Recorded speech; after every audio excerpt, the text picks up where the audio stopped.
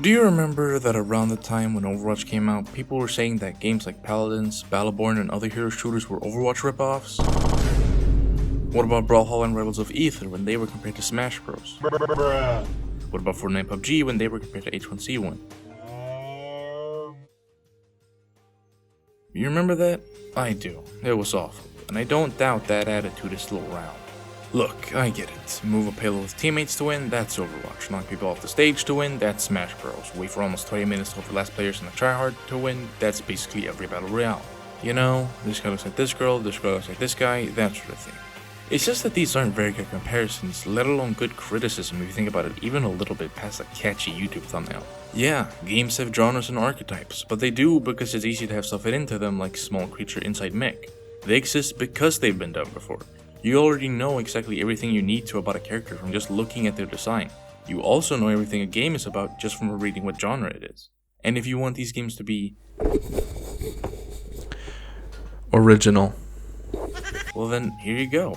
New characters, new maps, new mechanics, and a bunch of unique art directions. Wait, these games aren't completely soulless cash grab ripoffs? No, they aren't, and they've never been. It's just that people have been too caught up regurgitating this sentiment instead of ever considering giving a chance to the games they're shitting on. Okay, I'm gonna use Brawlhalla as an example since it's faced the most unwarranted hate. First off, you'll notice that my character doesn't have any weapons and can only punch or kick. That's because in Brawlhalla, you need to pick up the weapon with the move you want to be able to perform it. So let's say I want to use Orion's Spear Dash move. I first get the spear, wait that's not it, there we go. Then I tilt the left thumbstick to the right and push triangle to do the move. Now, some signature moves, SIGs for short, are powerful but slow, and if you're looking for something that's a little faster, you would use light moves. Light moves are specific to the weapon instead of the character, so this move for example could be used by any character that has the sword. With just these few mechanics and a couple more, Brawlhalla branches off so far from being a Smash clone that it'd be stupid not to realize the fact if you've actually played it. There's also a mechanic where you can do a standing move in the air, like, could you do this in Smash Bros? This is the earliest string you learn in the game. Or could you do whatever the fuck this is?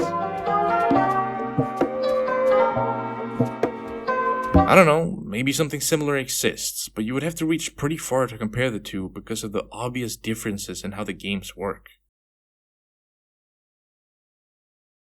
Because of all the slander these games have faced, a lot have been cancelled, indefinitely delayed, or have simply just died. And I just lied right there, that's not really true. But like, look at FNAF. That game generated more fan games than any other game could have in that little time. The community still called them clones, but didn't use that as a way to hurt the games. YouTubers played literally any game even slightly related to FNAF. Not to be rude, but because of that, games that looked like this, and even this gained at least some attention. Yes, a lot of games were still cancelled, but most were given an audience and a chance to success. Keep in mind that I'm not super up to date or knowledgeable about FNAF fan games. If it weren't for the chances these games were given, many more would have been cancelled, or maybe wouldn't have existed at all. The stigma against copies doesn't directly kill them, but makes it more likely for the smaller games to die on their own. Imagine the thousands, the millions of people who could have played PlayStation All-Stars instead of making snarky comments about it and leaving it to die. Imagine what that game could have looked like today with a whole new cast of PlayStation characters. Like seriously, I've had way more fond memories of me playing PlayStation All-Stars with friends than I've ever had with Smash Bros. Ultimate, or a lot of other games for that matter. Whether you agree with me or not, I strongly urge you to at the very least test out one of these games. Most of them are free and available on all platforms, the main ones. If you like, or even dislike the game you played, you'll realize that that's because it doesn't play the same as its inspiration. Because even if people try as hard as they can, no one will be able to make a one-to-one replica of a game. There will always be physics or style-based differences in these games, and it's okay to base your opinion off of those differences while ignoring the similarities.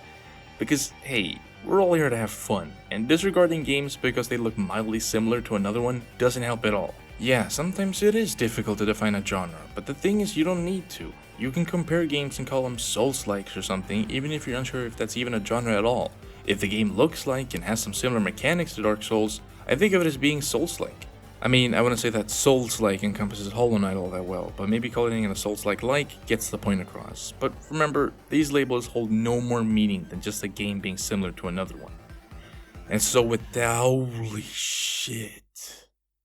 Before I end this video, I want to say a few things about my last video. A lot more of you commented than I expected and brought up some very good points. 2 things about Hollow Knight. You could just use the Dream Gate to teleport to the Hive Knight after every attempt, and also it's basically completely optional. I will concede this point as I made it before I got further into the game, and I never really knew if the boss was optional or not. I only included that part because I had already worked on it a bunch and I called it an intermission since it didn't have a lot to do with the video subject. Another one was that Risk of Rain 2 does have an ending. I didn't know about this at all as I haven't kept up with the game since early 2020, though I'm not going to show the actual ending here because I still plan on returning to the game and don't want to spoil it.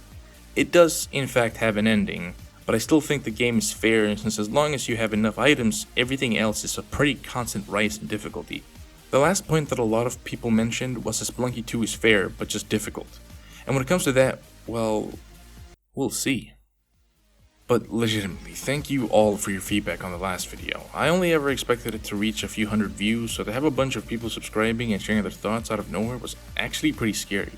But remember, I'm not a YouTuber. I just make videos. I am not planning to make consistent content for the channel, especially if I have other stuff to do. And so with that, I would like to thank you for watching.